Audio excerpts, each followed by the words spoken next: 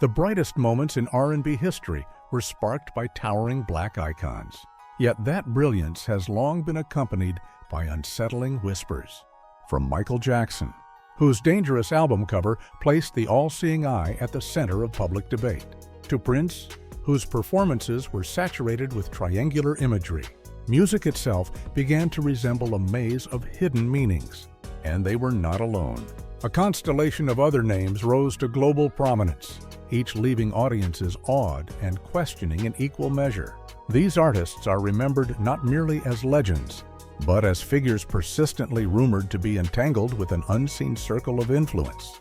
The full truth has never surfaced, yet it is precisely these blurred outlines that give the narrative its power.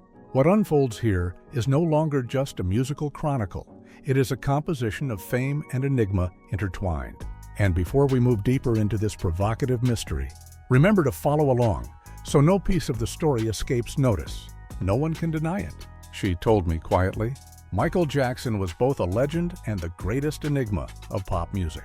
As his sister, she spoke not of the icon first, but of a black boy who rose from the cramped rooms of Gary, Indiana, only to become the king of pop, a global symbol the world believed to be immortal. Yet, she admitted, behind that blinding aura, there was always an indefinable fracture, a shadow within the family they could never fully name. Michael often felt, she said, choosing her words carefully, as if he was confronting forces far beyond his own control.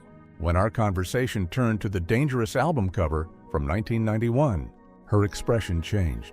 She acknowledged that people still talk about it not merely as artwork, but as a maze of symbols, the all-seeing eye hidden among layers of imagery, closed triangles, fragments that felt unsettling. According to her, Michael was acutely aware of how symbols spoke louder than explanations. Some believe he embedded them deliberately, she noted, not to shock but to communicate. And that, she said, is where the theories began to multiply. Was he a controlled member or a rebel quietly attempting to expose something he understood all too well?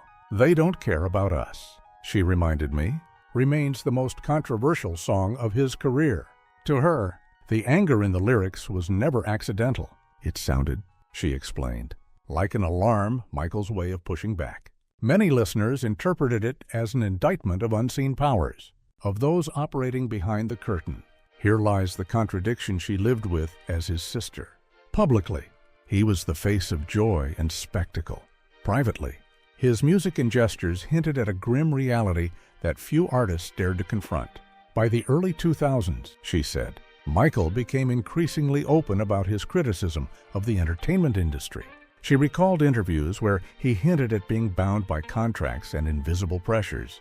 Fans praised his courage, but rumors also grew that he was crossing dangerous lines, touching subjects better left alone. Soon after, his career entered a period of turmoil, and scandals seemed to eclipse his artistry. Within the family, she confessed, there was a growing sense that this chaos was not entirely accidental, but part of a broader effort to silence him. Then came 2009, as the news of his death spread across the globe. She remembered the disbelief, the unanswered questions. Why did an artist preparing for the This Is It tour disappear at that precise moment? And why did his recurring imagery of light, eyes, and hidden power suddenly feel prophetic? Almost immediately, rumors resurfaced, suggesting this was more than a personal tragedy, that it was connected to the hidden conflict Michael had long hinted at through his work. No one knows the full truth, she concluded, her voice firm but restrained. What she knows, she said, is that Michael was never just a singer. He was a pioneer, a witness, and perhaps a victim of a world people only whisper about. The symbols on Dangerous, the fury of They Don't Care About Us, the guarded words in his interviews all form a portrait filled with contradictions. And in her view, it is precisely that contradiction that defines both the greatness and the enduring tragedy of the King of Pop. The Beverly Hilton hotel room on the night of the 2012 Grammy Awards, he told me, is a memory he still carries like an unhealed wound. As Whitney Houston's husband, he said that moment marked the instant when the world fell silent. The woman once revered as the voice, the angelic sound behind I Will Always Love You, was suddenly gone. He recalled how the news left fans in shock and sorrow, but also how it immediately reignited long-standing rumors. People, he noted with a trace of bitterness, were quick to ask whether Whitney's extraordinary success was purely the result of talent and discipline, or whether unseen hands had always been shaping her destiny. He reminded me that few have forgotten the 1980s, when Whitney, barely in her 20s, entered the highest ranks of global stardom almost overnight. That voice, he said, was undeniably rare, pure, powerful, capable of lifting an entire arena. Yet what fascinated the public just as much was the speed of her ascent. From relative obscurity to worldwide fame in only a few years, it seemed almost unreal. That's when the whispers started, he said. People said, no one rises that fast alone. Over time, the rumors of the Illuminati attached themselves to Whitney's name, clinging like a shadow that never fully disappeared. He spoke of how fans dissected her music videos frame by frame. How Will I Know and I Want to Dance with Somebody, bright and joyful on the surface, were later reinterpreted as containing deliberate symbolism, triangular lighting, camera angles that lingered on the eyes, or Whitney positioned at the center like a chosen queen. To him, these were artistic choices shaped by directors and trends, but he acknowledged that for those inclined toward conspiracy, such details became proof of insider messages hidden in plain sight. As her career reached extraordinary heights, he said, the contradictions in her life became harder to ignore. While Whitney dominated charts and awards, her personal world grew increasingly unstable. Their stormy relationship, her exhausted public appearances, and her private struggles were relentlessly scrutinized. He recalled hearing people say that chosen artists always pay a price. In the public imagination, the contrast between her angelic voice and her personal pain fed the belief that she was bound by some invisible pact. When 2012 arrived and news of her death spread, he noticed something that troubled him deeply. People spoke less about her music and more about the timing. Why? They asked. Did it happen just before the Grammy Awards, the industry's grandest celebration? To many, that coincidence seemed too precise. Some fans even interpreted her final recordings, including I Look to You, as a coded farewell, an artist quietly asking for release. Sitting across from him, I sensed both exhaustion and defiance. Perhaps, he conceded, it was all speculation born from grief. Perhaps the public simply could not accept that such a luminous figure could fade in such a human way. Yet he agreed on one point. Whitney Houston left behind more than a golden voice. She left a mystery that refuses to fade. The voice lives on through immortal songs, but beyond the spotlight, the rumors persist, casting a long shadow over her story and making her memory all the more haunting. In 1993, the world watched in disbelief as Prince abruptly renounced the very stage name that had made him a global icon. In its place, he adopted an unpronounceable symbol, a fusion of masculine and feminine signs, a circle and an arrow, confounding audiences everywhere. The media quickly labeled him the artist formerly known as Prince. To casual observers, it appeared irrational, even self-destructive. Yet, for those paying close attention, it was a calculated act of defiance against his label, Warner Brothers, and one of the most radical confrontations the music industry had ever seen. Prince openly declared himself a contractual slave, even scrawling the word slave across his cheek during live performances, an image that struck like a public indictment. From that moment on, his name became inseparable from resistance. Throughout his concerts, recurring imagery of the eye and the pyramid drew increasing attention. During the Sign of the Times tour, stage lighting was reportedly arranged in sharp triangular formations, piercing upward toward the ceiling. In the video for When Doves Cry, abrupt cuts to an unblinking, icy stare unsettled devoted fans. To some, these were not mere stylistic choices, but deliberate signals. Adherents of Illuminati theories claimed Prince had once been an insider, selected to transmit coded messages through music and performance. When he turned against the machinery that elevated him, they argue he crossed into far more dangerous territory. Prince was renowned for exercising uncompromising authority over every dimension of his art: sound, image, ownership, and distribution.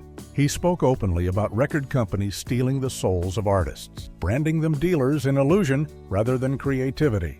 His rebellion elevated him as an emblem of artistic autonomy, but it also fueled darker conjectures that he had provoked powers unwilling to relinquish control. In interviews throughout the 2000s, Prince referenced an invisible hand governing the industry. He never identified it outright. But his tone, his pauses, and his pointed insinuations were sufficient for believers to construct an elaborate mythology around his words. On April 21, 2016, reports of Prince's death inside his Paisley Park estate reverberated worldwide. For millions, the loss felt incomprehensible. Yet almost immediately, speculation overwhelmed mourning. How could an artist who had just finished touring and was planning future projects vanish so suddenly? Fans revisited his final recordings, unearthing lines that now seemed eerily prescient. Sometimes It Snows in April, from a song released decades earlier, was recast as a forewarning within Illuminati narratives. Prince was no longer merely gone, he had been removed for challenging the system too directly. Paisley Park, once described by Prince as his personal refuge, soon transformed into a site of pilgrimage for those convinced he had fought a hidden battle. In this telling, he was more than the mastermind behind Purple Rain. He was a figure of open defiance. The eye motifs, the triangles, the word slave carved onto his face, all now assemble into a single, unsettling record. Prince's legacy, they argue, is tied not only to purple symbolism and blistering guitar solos, but to a lingering question: did his rebellion ultimately draw him into the very abyss he sought to expose? At an opulent Hollywood gathering, where camera flashes never seemed to rest, Diana Ross entered the room like the long-anticipated centerpiece of the night. Amid the buzz, I heard the same refrain whispered more than once. She was not merely a singer, but a chosen queen, seemingly destined to move seamlessly from the R&B spotlight into the inner circle of entertainment power. Her well-known closeness to Motown founder Berry Gordy was often cited by journalists as the master key that unlocked those doors. Yet, with that explanation came a sharper question: whether her remarkable ascent was driven solely by talent, or by connections the public was never meant to see. During her years with the Supremes, Ross was consistently placed at the forefront, despite Florence Ballard and Mary Wilson possessing equally commanding voices. Over time, audiences observed a clear pattern. Diana centered in photographs. Diana quoted most in interviews. Ballard's eventual departure, marked by resentment, and Wilson's later reflection that Diana was chosen to be the star, and we were just the background, fueled speculation that an unseen force had already mapped out the group's destiny. Her transition to a solo career did not stop at chart success. Ross crossed into cinema with Lady Sings the Blues, earning an Academy Award nomination for her portrayal of Billie Holiday. The speed and ease of that shift only intensified talk of an elite pipeline smoothing her path into Hollywood. Some fans went further, dissecting hits from Love Hangover to Upside Down, arguing that recurring motifs, eyes, light, shadow, were not accidental but echoed symbols frequently cited in Illuminati lore. Ross's regular appearances alongside Hollywood's most influential figures only amplified the murmurs. From exclusive parties with industry titans to her selection as the public face of major national events, she always seemed perfectly positioned. For many, this was the logical reward of excellence and professionalism. For others, it appeared to confirm that she had aligned herself with a powerful network no one openly acknowledged. Even her stagecraft came under scrutiny. Observers pointed to triangular lighting designs and her frequent upward-reaching gestures as more than aesthetic choices. In their view, these were deliberate signals. Ross herself never addressed such claims. But that silence, critics argued, only deepened the sense that beneath the glitter lay guarded truths. In the end, Diana Ross stands as an emblem of extraordinary achievement, a black woman from Detroit who conquered both music and film on a global scale. Yet it is precisely that scale of success that has sustained public doubt. Was her rise purely the product of voice, discipline, and ambition? Or was there an unseen hand quietly lifting her higher? Those questions linger still, draped like a translucent veil over a career that remains as dazzling as it is enigmatic. On March 6, 1983, during the Motown 25, Yesterday, Today, Forever celebration, Stevie Wonder walked onto the stage to present an award. The crowd erupted in applause, but within seconds, astonishment replaced cheers when he instinctively caught a microphone as it slipped toward the floor. What seemed like a reflexive gesture quickly became the seed of countless rumors. Observers began asking the same question: how could a visually impaired artist respond so precisely? From that moment, whispers of superior vision followed Stevie Wonder, igniting speculation that he perceived far more than he ever revealed. Over a career spanning more than 50 years, Stevie repeatedly returned to themes of light, sight, and the inner eye. Songs such as Higher Ground, Superstition, and Visions are saturated with imagery of eyes, illumination, and unseen forces shaping human fate. For an artist blind since childhood, this lyrical fixation only deepened public curiosity. Devoted listeners combed through his catalog, convinced they were uncovering coded signals, while conspiracy theorists connected these metaphors to symbols commonly associated with the Illuminati. The rumors intensified with each new incident. In 2010, a backstage clip circulated widely, showing Stevie once again catching a falling microphone with apparent ease. For skeptics, the video became proof that he could see after all, although Stevie himself dismissed the chatter with humor, calling it nothing more than an overactive imagination. The internet refused to let the story fade.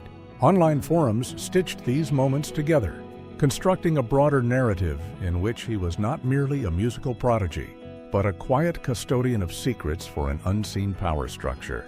In reality, Stevie Wonder has long expressed a deep interest in spirituality and the invisible dimensions of human experience.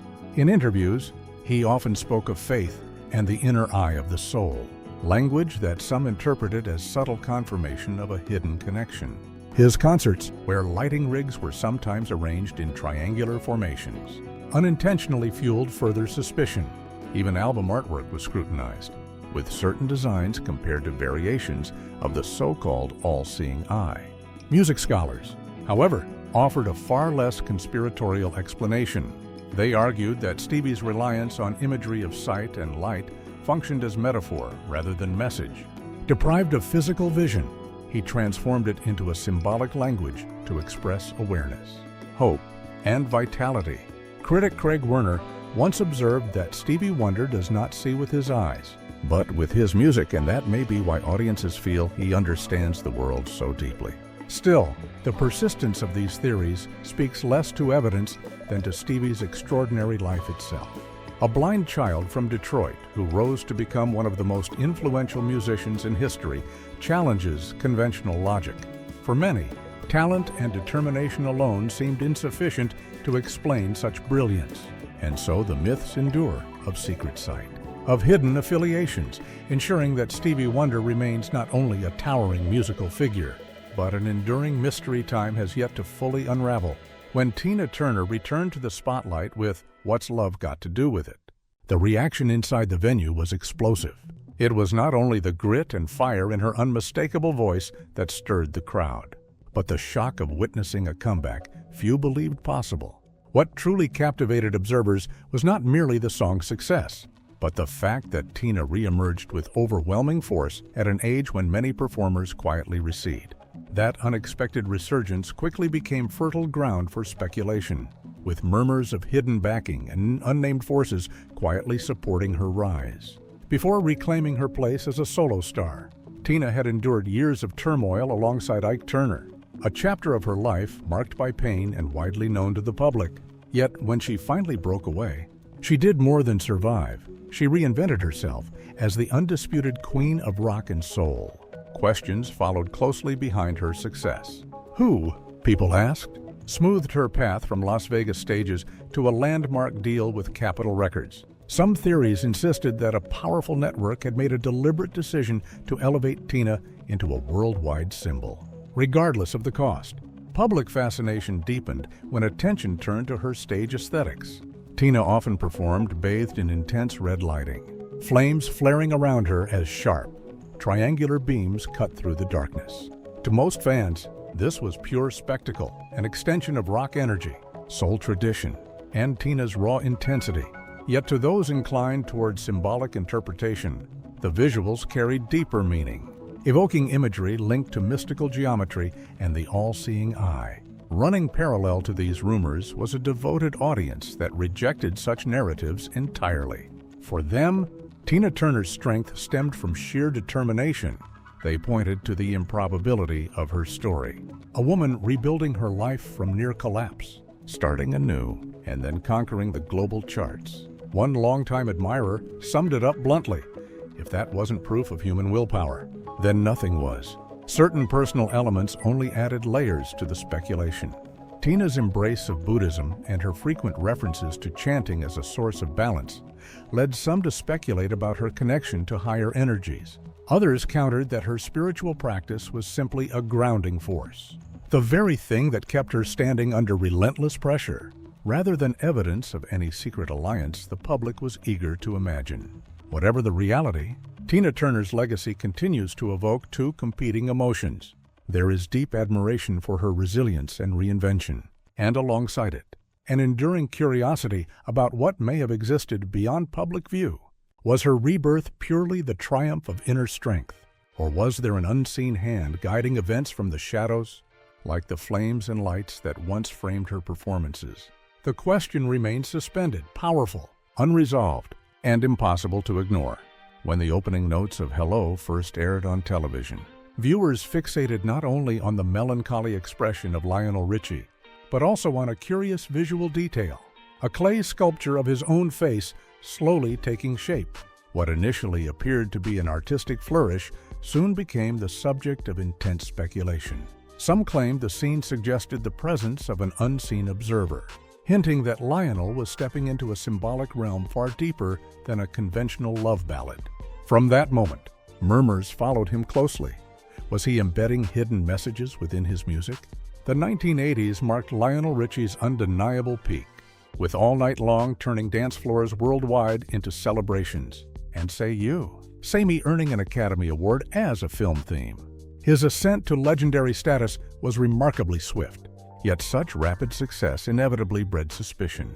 Certain listeners dissected his lyrics, isolating references to light, dreams, and watchful figures, insisting these were not poetic devices but carefully placed codes. One blogger famously remarked that listening to Lionel sometimes felt like overhearing a conversation meant for an unseen audience. Speculation intensified after Lionel's performance of All Night Long at a major international sporting event. The stage design featured sweeping triangular beams of light cascading over the crowd, blending festivity with an air of enigma.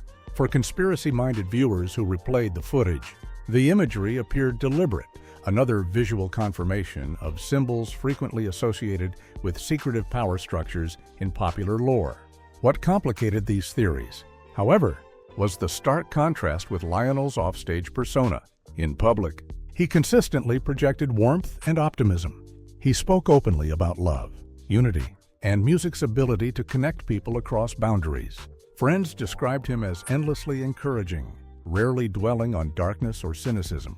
This contradiction puzzled even devoted fans. If he were truly entangled with hidden forces, why did his presence radiate such sincerity and joy? Adding another layer were lesser-known creative anecdotes. While composing Running with the Night, Lionel once mentioned feeling as though someone was whispering in my ear, pushing him to complete the song in mere hours. For some, that comment suggested inspiration drawn from beyond the ordinary.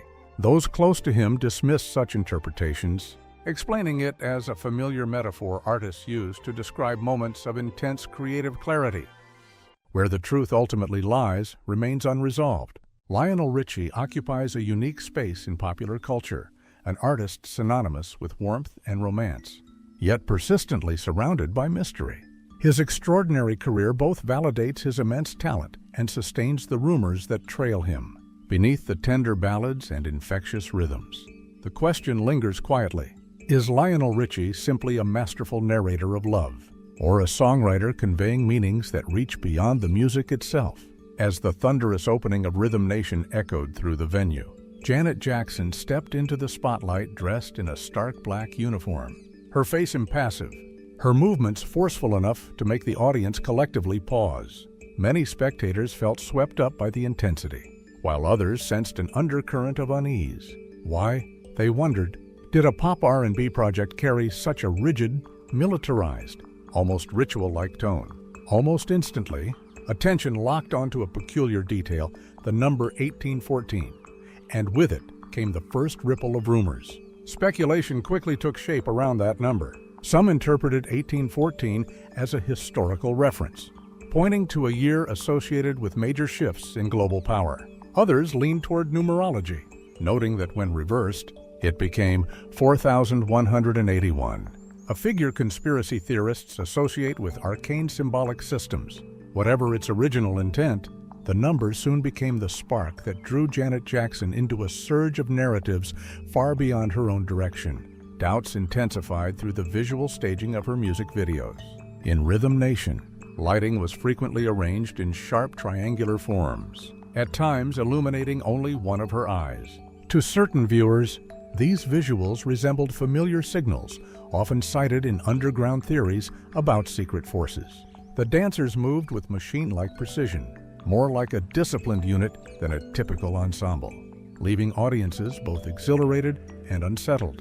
The question lingered: was this simply artistic design, or something more deliberately coded? For longtime followers, however, such interpretations missed the point.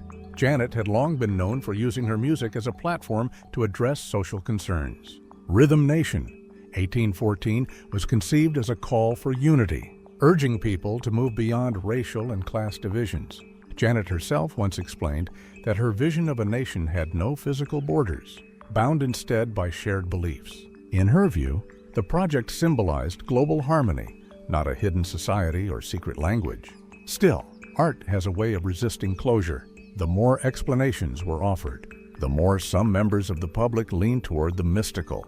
Music bloggers and online analysts dissected every frame of Janet's videos, searching for clues in lighting patterns, hand movements, even the lettering on her costumes. Over time, this relentless scrutiny fused her public image into two parallel narratives: a pop star driven by social purpose, and a supposed keeper of hidden codes. What remains indisputable is that Rhythm Nation cemented Janet Jackson's place as a singular cultural icon. Yet alongside its brilliance persists a lingering shadow. Was 1814 merely an aesthetic choice, or a doorway to deeper meaning known only to its creator? It is precisely this unresolved ambiguity that keeps the album alive, not only through its music, but through the stories audiences continue to construct around it. The spark that ignited the controversy did not come from a private scandal, but from the most visible stage on Earth, the Super Bowl, when Beyoncé lifted her chin and raised both hands to form a triangle. Millions watching around the globe froze. What might have passed as choreography in another context was instantly isolated, replayed, and scrutinized across online forums.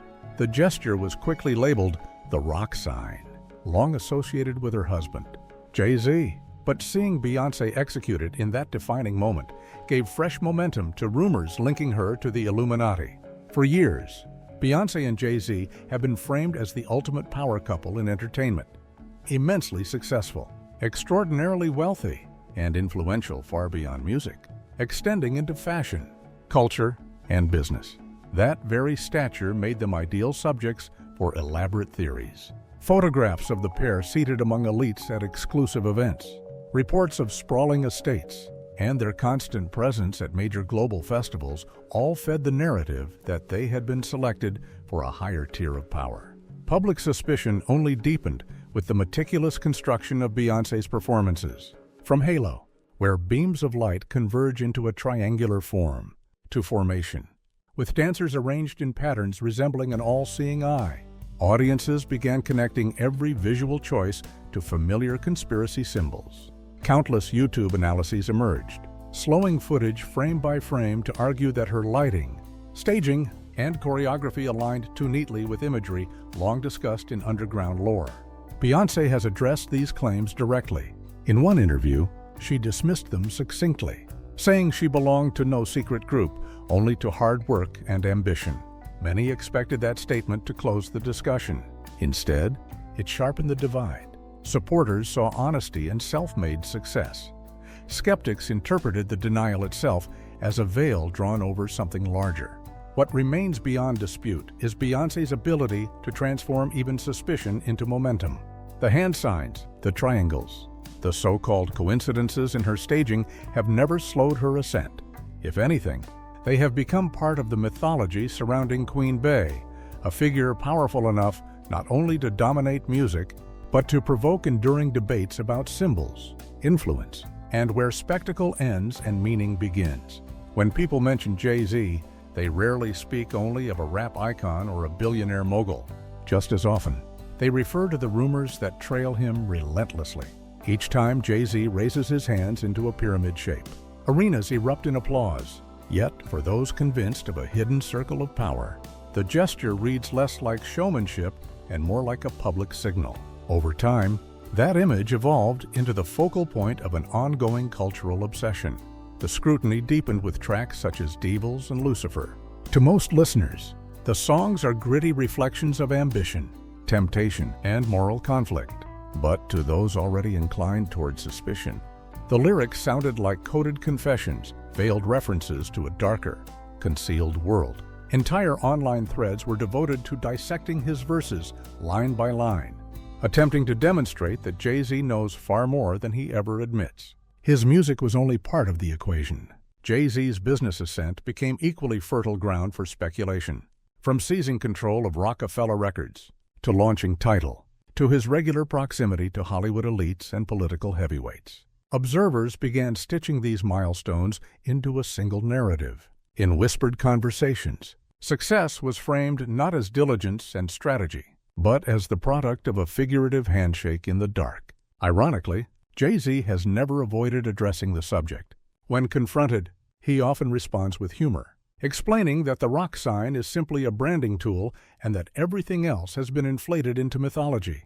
"I'm not part of any group," he has said. "I just work hard and dream big." Yet, paradoxically, each denial seemed to strengthen the suspicions of skeptics, who interpreted his explanations as a carefully maintained facade. Today, Jay-Z exists at the crossroads of two narratives. On one side, he embodies the quintessential American rise, from Brooklyn poverty to self-made billionaire. On the other, he remains enveloped in an enduring web of conspiracy. It is this tension that keeps his name perpetually relevant. No matter how often he dismisses the claims, every triangular gesture and every enigmatic lyric will continue to be examined. For many, Jay-Z is no longer just an artist. He has become a living symbol of a mystery the public refuses to stop unraveling. Every figure named here has carved an unmistakable imprint into the history of black music. Yet, beyond the glare of spotlights and the endurance of their melodies, whispers of an unseen circle of power have always followed.